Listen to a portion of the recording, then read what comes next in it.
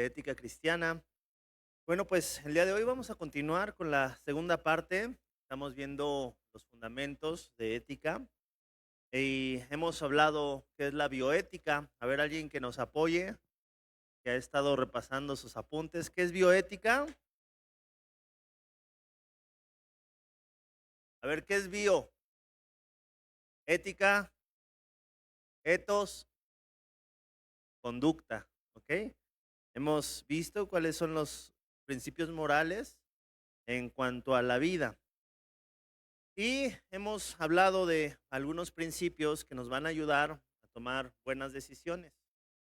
Hemos visto que no es tan fácil como parece cuando tenemos que decidir ante la vida de alguien más. Hemos visto que delante de la palabra de Dios no hay personas que tengan más valor que otras, sin importar la edad, sin importar la productividad, sin importar la utilidad. No hay nadie que sea mejor que otra persona, porque todos somos hechos a imagen y semejanza de Dios. Entonces, hemos hablado acerca de la cosmovisión, como muchas veces nosotros tenemos una cosmovisión enfocada en lo que se enseña en las escuelas, enfocada en lo que se enseña en el mundo, pero hemos hablado también de la cosmovisión bíblica, cómo Dios ve las cosas. Y esto es lo que dice Romanos capítulo 12, ¿no? De que tenemos que transformar nuestra mente de acuerdo a la palabra de Dios.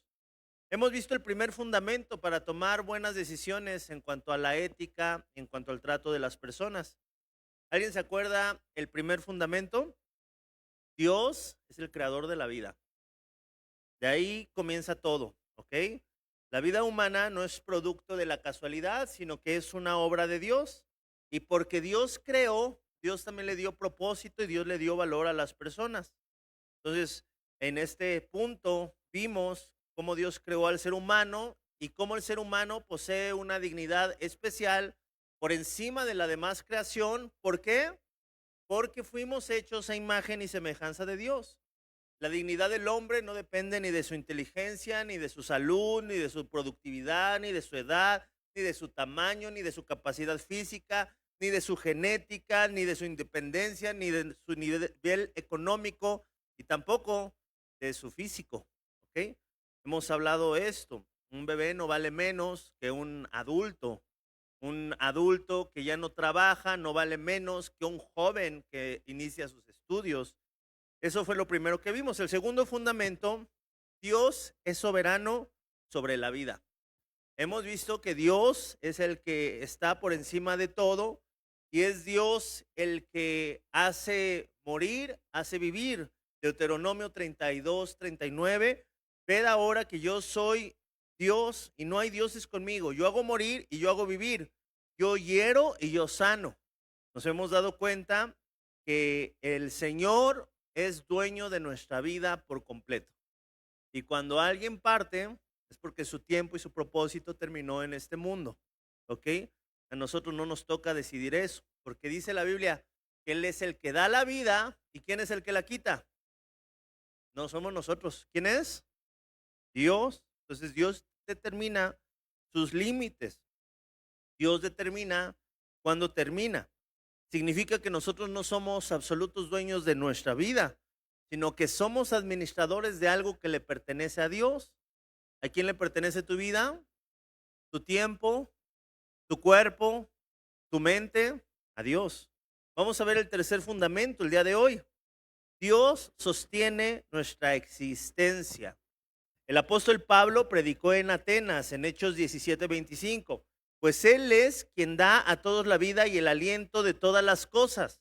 Dice la palabra de Dios que Él es el que nos da vida, el que nos sostiene, el que hace que todas las cosas estén así para cumplir un propósito.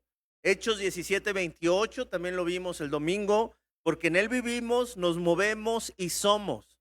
Cuando nosotros tenemos esta perspectiva de que nosotros somos hijos de Dios, le pertenecemos, de que en Él vivimos, por Él nos movemos y en Él somos, aquí está hablando de que lo que hago radica por la identidad que yo he recibido en Cristo. Esto significa que nuestra existencia depende continuamente de Dios. Por ejemplo, cuando alguien lleva a un proceso en el cual has sufrido dolor. Ahorita estamos llevando un taller de sanidad allá en Toluca. Se los recomiendo que lo estén viendo. Aquí estamos viendo el de ética. La manera en que podemos llevar a las personas a ser libres es mostrándoles lo que Dios piensa acerca de ellos. Cómo Dios usa las cosas, cómo Dios nunca se ha apartado, cómo Dios tiene el control aún de las situaciones más difíciles, ¿ok? Cuando entendemos que nuestra existencia y nuestra identidad provienen no de lo que los demás piensen, sino de lo que Dios dice, es cuando nosotros podemos tener una correcta identidad, ¿ok? Aquí se levanta Juan y leo, saluden a Juan porque es un perro. Y alguien a lo mejor allá se ríe, jaja, otro se enoja, otro se molesta, ¿no? X, cómo reaccionan las personas. El tema es cómo va a reaccionar Juan. Si Juan es alguien que no tiene bien su identidad, va a decir, ay, me dijeron perro, a lo mejor soy perro. Ahí está de moda los terián. ¿Qué habrá visto el pastor que a lo mejor me dijo perro? Va a llegar a su casa, ¿cómo estás, Juan? Wow, wow, wow. ¿Ustedes creen que eso pase? No, ¿por qué? A menos que tenga una mala identidad. Pero si a mí me presentaran y me dijeran, aquí está, Pastor Josh, es un perro, yo me reiría. ¿Por qué? Porque pues no soy un perro, ¿no? Le diría, cuidado, no te vaya a morder. Pero hasta ahí. Entonces, cuando tú tienes una identidad correcta, no importa lo que te digan los demás. Por eso que es muy importante hablar a la identidad de nuestros seres queridos. Por ejemplo, en la universidad, en la preparatoria, nuestros hijos van a enfrentarse a muchas personas que no tienen una buena identidad. Se le va a acercar algún día un gay a tu hijo y te va a decir, ¿eres gay? Y va a decir, no. Y va a decir, ¿cómo sabes? No, pues porque no me gustan los hombres. ¿Has probado? No, ni quiero. Pues es que no vas a saber si eres gay hasta que pruebes. Y fíjate cómo las personas empiezan a trabajar con aquellas personas que no tienen una identidad firme. ¿Te gustan los hombres? No, no me gustan. Ah, bueno, pero siempre te veo con él. Pues sí, es mi amigo. ¿Y lo quieres mucho? Sí, lo quiero mucho. Ay, entonces si eres gay, porque quieres mucho a un hombre y no estás interesado ahorita en las mujeres, estás interesado en el fútbol. Ay, a lo mejor sí, ¿verdad? Fíjate, una persona que no tiene una correcta identidad, es tan fácil que lo envuelvan, es tan fácil que llegue a dudar, es tan fácil que llegue a tomar una mala decisión. La mayoría de personas que terminan en un tema de homosexualidad, porque alguien de pequeños quizá abusó de ellos, les distorsionaron su identidad, le distorsionaron la idea del sexo, la idea de lo que es un hombre, la idea de lo que es una mujer, o muchos de ellos también por una ruptura de corazón. Les fallaron alguna mujer o le falló algún hombre y dijeron, híjole, todos los hombres son iguales, todas las mujeres son iguales, entonces pues voy a probar con algo de mi mismo sexo. Algunos de ellos son por un tema de cuidado, no saben cuántas mujeres por recibir atenciones de otra mujer, es que así no me trata ningún hombre.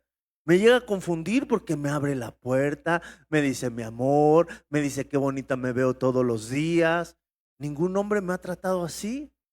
Entonces, la falta de identidad hace que nosotros abramos nuestra mente y tengamos dudas acerca de cosas que deberíamos estar firmes. Por eso la Biblia dice, en vez de estar ahí argumentando en contra de todo eso, lleva a la gente a conocer la verdad.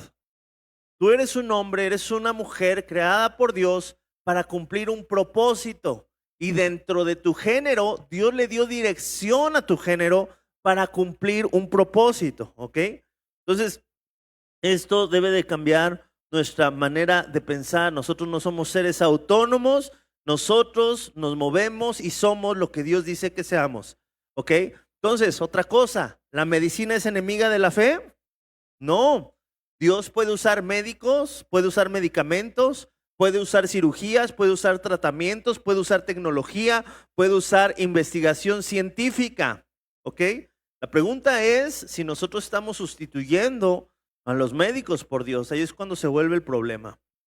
Cuarto fundamento, la vida humana es sagrada.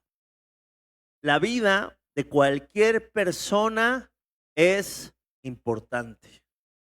Sin importar qué rasgos físicos tenga esa persona, sin importar que te caiga bien o no te caiga bien, sin importar que haga comentarios que, híjole, ¿cuántos conocen a alguien que de vez en cuando hacen comentarios que dan muchísimas ganas de bulearlos? A ver, levanten su mano.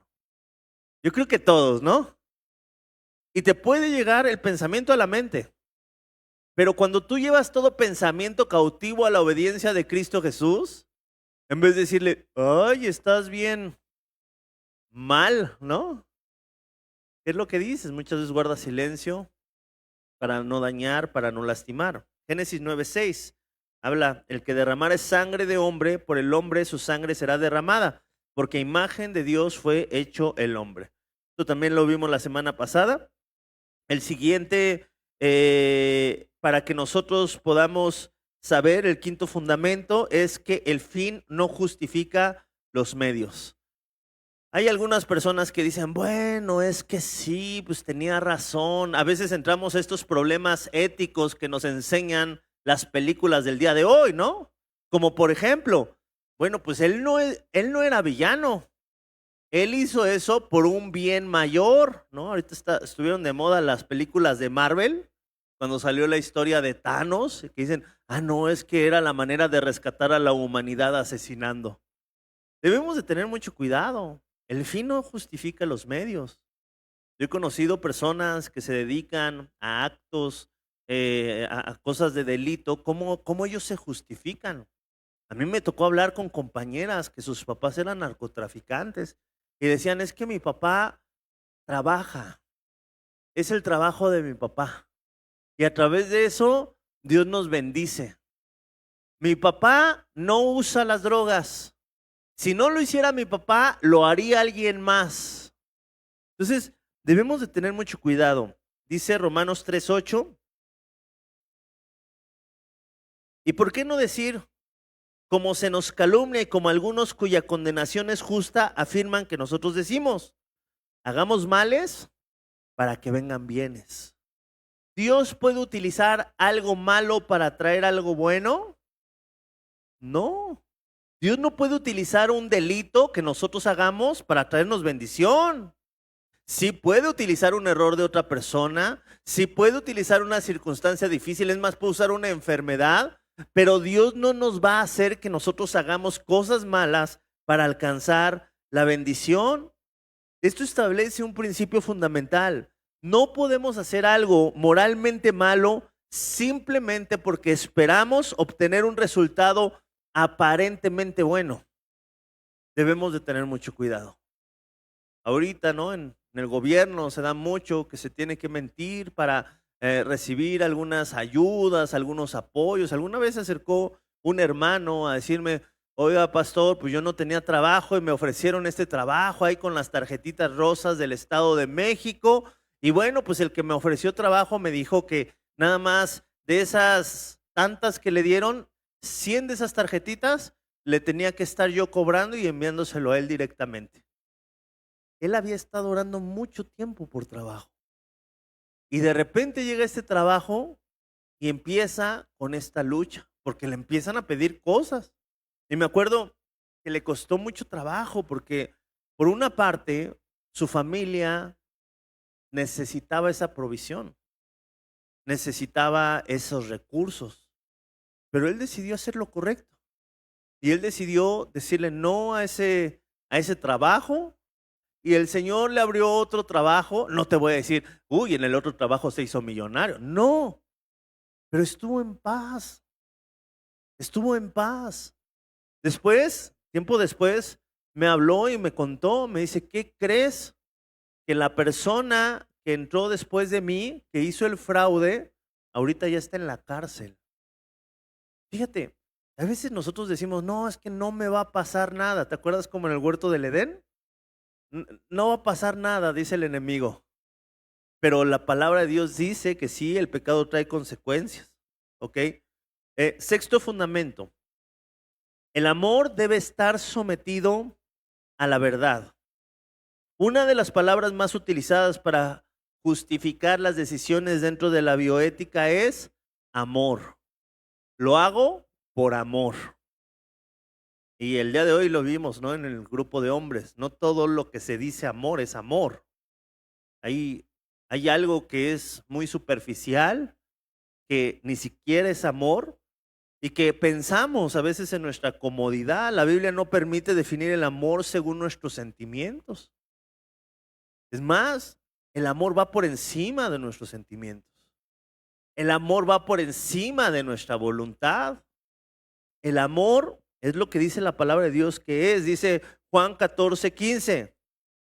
El verdadero amor va por encima de cómo me siento o lo que yo pienso que está bien o lo que yo pienso que está mal. El verdadero amor dice, si me amáis, nuestro Señor Jesús dice, si me amáis, guardad mis mandamientos. No dice, si me amáis, cántame bonito, llora cuando cantas. Si me amáis, pues no sé, vete caminando a otra ciudad, ¿no? Y hazme ahí veme aventando flores. No, vete de rodillas de acá para allá. No, dice la Biblia, si en verdad me amas, guarda mis mandamientos. El amor bíblico no es simplemente quiero que no sufras. Parece amor. Pero el amor no es eso. El amor bíblico también pregunta, ¿qué es bueno delante de Dios? ¿Hasta dónde? ¿Hasta cuándo? Ahora, si llega un momento en donde tú ya no tienes recursos, en donde se acabaron, ¿no? Todas las esperanzas médicas, pues tampoco es bueno, ¿no? Querer hacer más de lo que está en nuestras fuerzas y de lo que Dios nos ha dado a administrar. Amar no significa probar todo. Amar significa buscar verdaderamente lo que glorifica a Dios y buscar hacer para el otro no conforme a mis sentimientos, sino conforme a la verdad de Dios. Séptimo fundamento. El cristiano no debe jugar a ser Dios. Tengo mucho brillo. ¿Todo bien? Tengo un moco. A ver, avísenme porque. Bueno, por si sí, por si no. Gracias. Séptimo fundamento. El cristiano no debe jugar a ser Dios. Aquí encontramos uno de los peligros de la biotecnología. La ciencia puede hacer muchas cosas como reparar, tratar, diagnosticar, prevenir, aliviar, investigar. Imagínate el día de mañana que tú estés en una cama, postrado, en un coma, y que tu nieto le diga a ChatGPT, ChatGPT, ¿debo dejar vivir a mi tío, a mi abuelo, o lo debo dejar morir? Imagínate que la inteligencia artificial llegue a sustituir lo que dice la palabra de Dios. Parece broma, pero hacia allá vamos. A veces se le toma más en cuenta la inteligencia artificial que lo que dice la palabra de Dios y debemos de tener mucho cuidado con esto. Fíjense, cuando salió el tema de la inteligencia artificial, yo me emocioné mucho, ¿no? Por el tema de que cuando hay algún tema en el que te atoras, antes había que estar buscando en libros y ahora podías preguntar. Pero ¿qué es lo que pasa cuando la iglesia empieza a sustituir una relación con Dios y que lo que haga sea una consecuencia de lo que Dios ha hecho en su vida, a cuando nada más empezamos a buscar respuestas sin tener una relación con Dios? Bueno, cuando nosotros nada más buscamos respuestas sin estar pegados a la palabra de Dios, empezamos quizá con buenas intenciones, pero no vamos a tener el amor para hacerlo, porque el amor es un fruto de la relación con Cristo. No vamos a tener el carácter para pasar tiempos difíciles, porque el carácter es una consecuencia de estar pegado a las Escrituras. Dios le dijo a Josué, esfuérzate y sé valiente. No temas ni desmayes, porque yo estaré contigo. ¿En qué se tenía que esforzar? En estudiar la palabra de Dios todos los días, en hacer conforme lo que estaba escrito. Entonces, cuando nosotros no estudiamos la palabra de Dios y decimos, bueno, cuando venga un problema, le voy a preguntar a ChatGPT, A lo mejor vas a tener 20 respuestas, pero eso no significa que quizá vas a hacer lo correcto, o no significa que lo vas a hacer con un corazón correcto. ¿Ok? Entonces, debemos de tener mucho cuidado, no debemos de jugar a ser Dios, no debemos darle la autoridad de Dios a las herramientas que nos dan la tecnología. ¿Ok? Debemos de preguntarnos, ¿estamos utilizando la ciencia para servir a la vida o para asumir el lugar de Dios? Estoy utilizando los recursos, las herramientas, la tecnología para servir de una mejor manera, para resolver dudas y afianzar mi relación con Dios, o lo estoy sustituyendo por mi relación con Dios. Hay una diferencia muy grande entre corregir una deficiencia y jugar a ser Dios. Por ejemplo, ¿se puede tratar una enfermedad genética? Sí, pero diseñar a un ser humano de acuerdo a nuestros deseos, de acuerdo a los estándares de belleza de la actualidad. Imagínense, hubo alguien que lo hizo, ¿no? Lo intentó hacer. ¿Alguien sabe su nombre? Hitler. Él intentó establecer, ¿no? Una meta de una raza que estuviera por encima de los demás. Y cuando él se le metió eso en la mente, ¿qué empezó a pasar? Buscó exterminar a aquellos que no eran de acuerdo a su concepto de esa raza.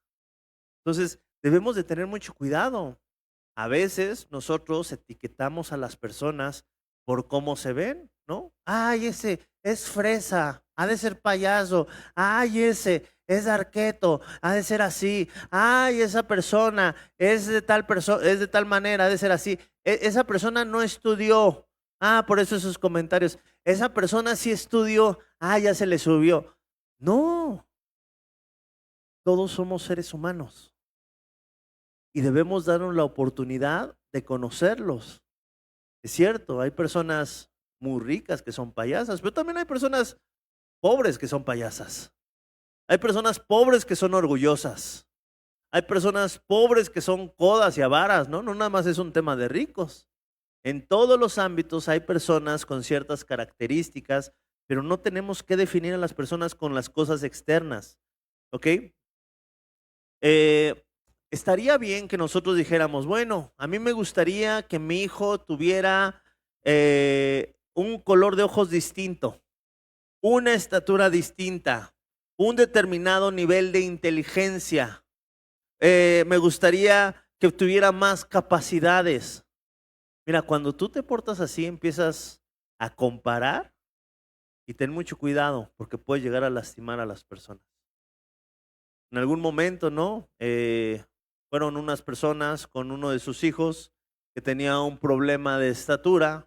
Van con el doctor. No, es que quiero que sea alto mi hijo. ¿Qué puede hacer? El doctor voltea a ver al hijo, voltea a ver a los papás y los papás pues no estaban tan altos.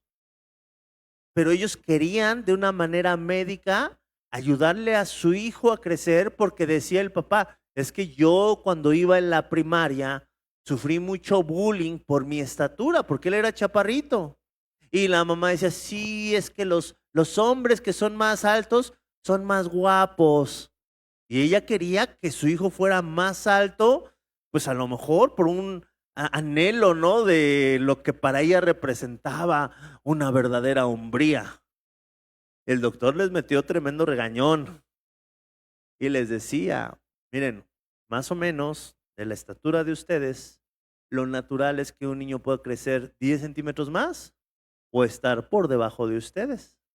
Y no está mal. Ese doctor, ¿qué creen? También era chaparrito. Y ese doctor, desde una correcta identidad, les dijo, es que no es malo.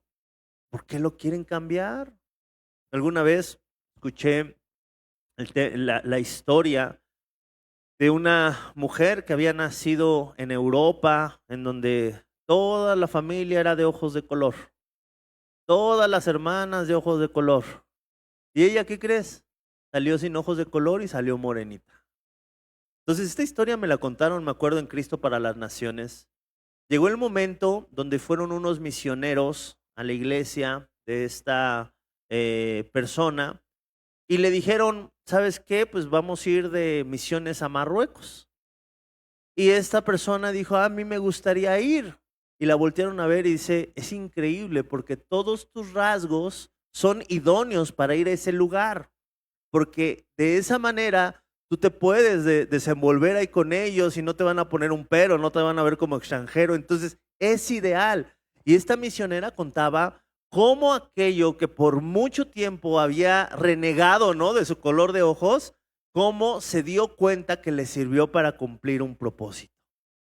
Entonces, no se agüiten. Generalmente las personas no están contentas con cómo están, ¿no? Los que tienen mucho pelo, ay, se quieren ahí depilar. Los que no tienen pelo, ay, se quisieran poner. Los chaparros se quieren usar tacones. Ya hay tenis así con plataformas, ¿no? Las güeras quieren ser pelirrojas, las pelirrojas quieren ser güeras. A veces, híjole, si es un tema de no aceptarnos. ¿Pudiéramos estar mejor? ¿Pudiéramos estar mejor, sí o no? Sí, pues cuídate, ¿no? O sea, haz cambios que puedes hacer, vete al gimnasio, cuida tu alimentación, esas cosas también. Pero sentirte bien por un tema físico, ya no está bien.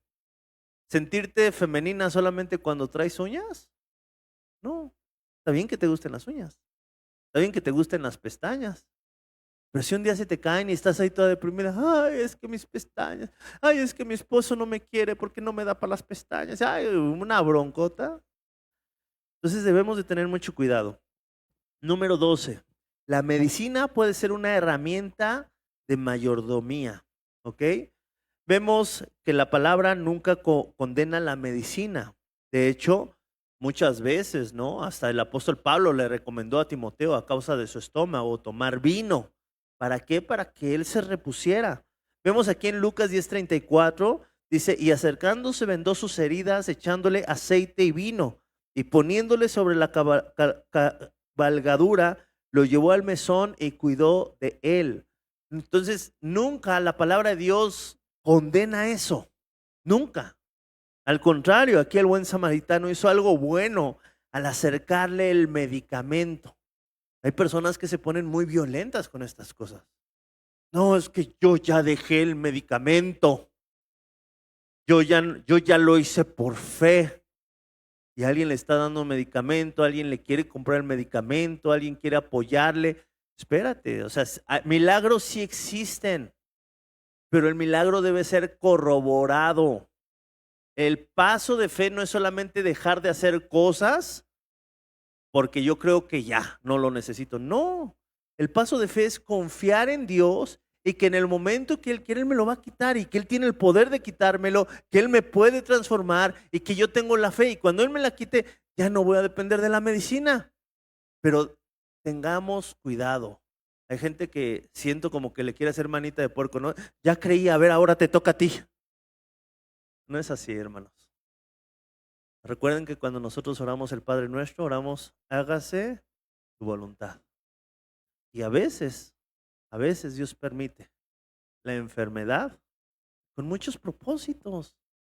Hay gente que dice, no, la enfermedad es del diablo.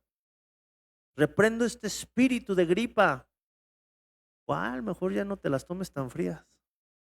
Pero ya no andes afuera descuidándote, ¿no? No te salgas de bañar así y andes con la espalda descubierta. A veces son cosas tan simples. Entonces debemos de tener muchísimo cuidado. Para 1 Timoteo 5:23, Pablo le dice a Timoteo, y ya no bebas agua, sino usa de un poco de vino por causa de tu estómago y de tus frecuentes enfermedades. Fíjate, Timoteo era una persona que tenía frecuentes enfermedades. Pregunta, ¿Dios no quería a Timoteo? ¿Timoteo no había sido escogido por Dios? Timoteo era un líder en aquel entonces, un líder joven que amaba a Dios, que tenía un propósito. Y el apóstol Pablo le da esta recomendación. ¿Ok? Entonces, aún en medio de la enfermedad, nosotros debemos de confiar en Dios y debemos de buscar, ¿no? Salir de él con lo que la medicina vaya avanzando, con lo que la ciencia vaya afirmando. Octavo principio bíblico para este tema es analizar cualquier tema bioético. Siempre es muy importante, antes de dar nuestra opinión, analizarlo y llevarlo en oración. No solamente yo creo, no solamente yo vi esto, no, sino qué dice la Biblia explícitamente acerca de ese tema. ¿Existe un principio o mandamiento claro? ¿Qué dice la Biblia sobre la naturaleza humana? ¿Estamos tratando con una persona creada a imagen de Dios? ¿Realmente lo estoy viendo como tal? ¿A quién le pertenece la vida? ¿Qué intención existe detrás de esta decisión? ¿Estoy buscando amar, servir y cuidar a mi familiar a través de mi decisión? ¿O quizá es un tema de comodidad, de egoísmo, de dinero, de control o de autonomía? ¿Qué medios estoy utilizando para que esta situación se resuelva? Entonces, debemos de recordar que nosotros debemos estar analizando en que algo que es malo, no porque tú lo veas bueno va a ser bueno. No porque te beneficie a ti va a ser bueno. Muchas veces se hacen muchas cosas malas que como todos los hermanos se pusieron de acuerdo, se cree que están bien. Y cuidado, ¿ok?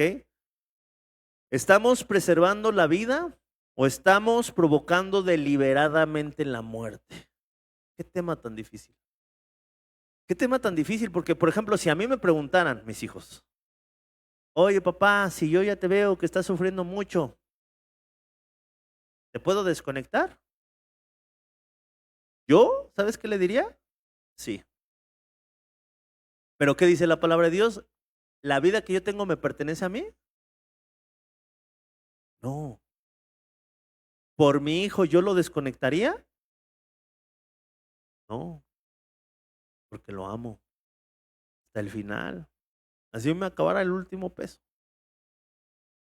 Porque lo que me debe llevar y me debe guiar debe de ser el amor, no solamente lo que siento en ese momento.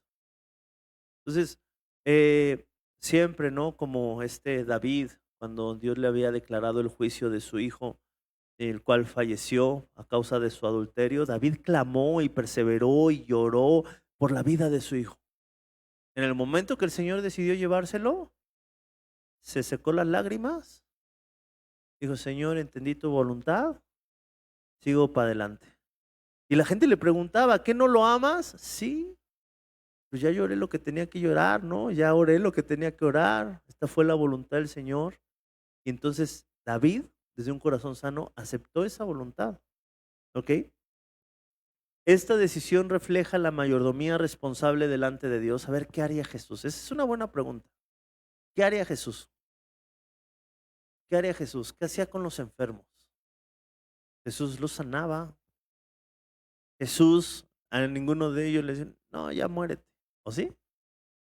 No. Entonces, vamos a aplicar esto a algunos temas. A ver, ¿qué hora es? Rápido. El aborto. La pregunta no debe comenzar con, la mujer tiene derecho a decidir. O el típico, ¿no? ¿Qué pasa si la violaron? ¿Qué pasa si ella tenía planes o proyectos? Debemos hacernos una pregunta. ¿Quién es el ser que está dentro de ella? ¿Quién ha creado ese ser? ¿Ese ser es obra de aquel que abusó de ella o es obra de Dios que permitió que ese ser naciera? Ustedes no saben cuántas personas, y yo creo que ustedes también, a lo mejor aquí hasta dentro de nosotros hay alguno que pasó por una situación difícil, que pensaron en abortarlo y después cuando nacieron, pues fueron la alegría de la familia o la alegría de la mamá o el motor del abuelo o algo así. Entonces debemos de tener mucho cuidado. David dice en el Salmo 139:13, porque tú formaste mis entrañas, tú me hiciste en el vientre de mi madre. ¿Quién es el que nos formó? El Señor, sin importar cómo hayas venido. sin importar las malas decisiones, que fue el novio de la mamá, que fue el ex, que fue un abuso, sin importar todo eso, tu vida no comenzó en un accidente, tu vida no comenzó en una situación mala, tu vida comenzó con un propósito de parte de Dios para ti. Y eso es algo hermoso. Entonces, a lo mejor aquí hay alguien que ha sido lastimado, ¿no? Porque, ay, es que mis papás me dijeron que no me querían tener. Pues no, a lo mejor no. Pero ¿qué crees? Había alguien más grande que ellos que sí quería que estuvieras aquí. Entonces, en el versículo 16, Salmo 139, 16, dice, mi embrión vieron tus ojos. La Biblia presenta al ser humano desde el vientre como objeto del conocimiento y de la acción de Dios. No somos un accidente. La palabra de Dios nos muestra la realidad. Tu vida ha sido planeada. Tu vida tiene un propósito y tu vida es importante para el plan de Dios aquí sobre la tierra. Por eso el cristiano debe defender la vida aún del no nacido. Siempre, ahorita ya algunos cristianos están confundidos. No, es que pues, a lo mejor la mujer no tiene con qué cuidarlo. No, es que están muy chiquitos, se van a arruinar la vida. Ay, perdone, Señor Dios. No sabía que estaba hablando con el Señor Dios. ¿Tú qué sabes qué tan chiquitos están? ¿Tú qué sabes lo que Dios puede hacer? Muchos de nosotros nacimos, ¿no? Cuando nuestros padres eran bien chiquillos. ¿Y eso nos limitó? No. Sí, quizá hubo un tema económico, a lo mejor si a cada uno de ustedes les preguntaran en qué condiciones les hubiera gustado nacer, a lo mejor cambiarían esas condiciones, pero delante del propósito de Dios no hay limitantes. ¿Sí eso sabes qué nos lo enseña? Nuestro Señor Jesucristo. Nuestro Señor Jesucristo nació de una mujer ya bien preparada para tener hijos. Nació de una joven que dijo, hágase Señor tu voluntad. Nuestro Señor Jesucristo nació del hombre que amaba a su madre. No. Ah, ya sé, nuestro Señor Jesucristo nació en un lugar en donde ya se le estaba esperando y ya tenían para el hospital. No, ¿en dónde nació Jesús? En un pesebre, en el comedero de animales. Eso hizo que la vida de nuestro Señor Jesucristo rompiera su propósito. Ahí es donde nos damos cuenta que quizá hay niños que no son planeados por el hombre, pero sí son planeados por Dios. Y guárdate este ejemplo, por si algún día te toca hablarle a alguien que esté pasando por este tema, que esté a punto de tomar una mala decisión. ¿Ok?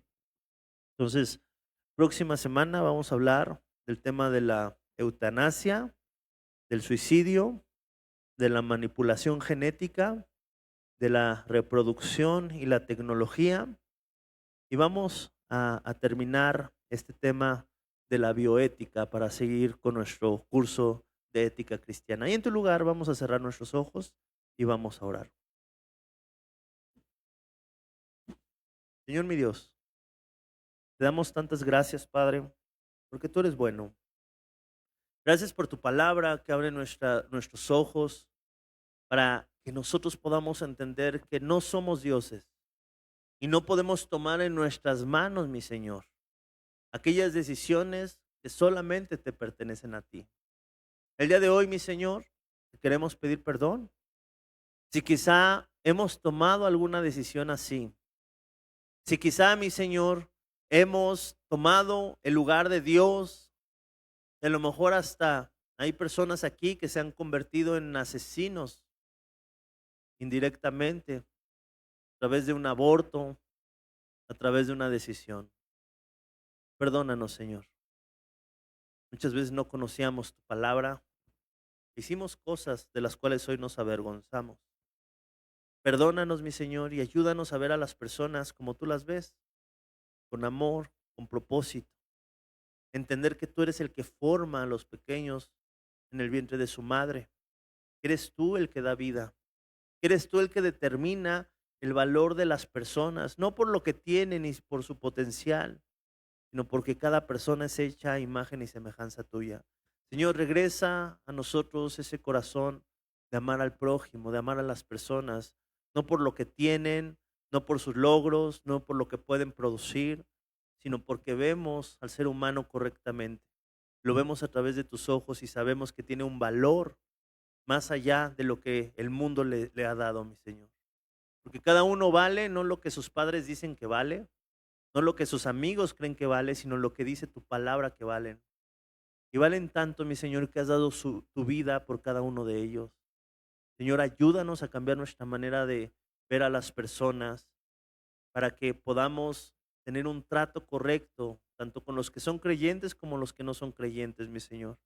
Ayúdanos a ver la dignidad de aquellas personas que todos molestan, la dignidad de aquella persona que está pasando tiempos difíciles, la dignidad, mi Señor, aún de aquellos que se han levantado en una ofensa contra nosotros.